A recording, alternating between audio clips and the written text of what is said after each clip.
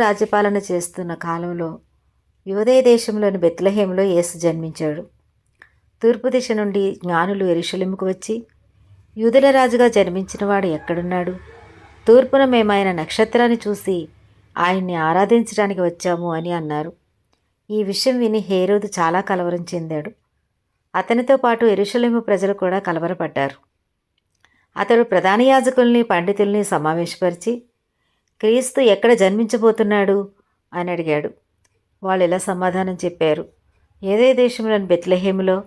దీని గురించి ప్రవక్త ఈ విధంగా వ్రాశాడు: యూదయ దేశంలోని బెత్లెహేమా, నీవు యూదయ పాలకుల కన్నా తక్కువేమీ కాదు. ఎందుకంటే నీ నుండి ఒక పాలకుడు వస్తాడు. ఆయన నా ప్రజలు అంటే ఇశ్రాయేలు ప్రజల కాపరిగా ఉంటాడు.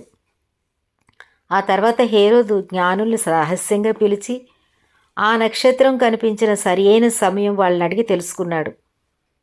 వాళ్ళని బెత్లెహేముకు పంపుతూ, వెళ్ళి ఆ శిశువుని గురించి సమాచారం పూర్తిగా కనుక్కోండి.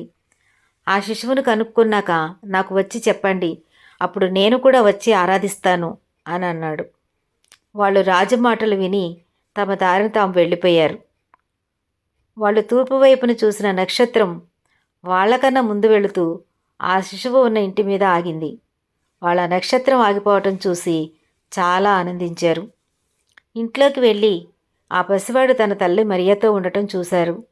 వాళ్ళు ఆయన ముందు మోకరిల్లి ఆయన్ని ఆరాధించారు.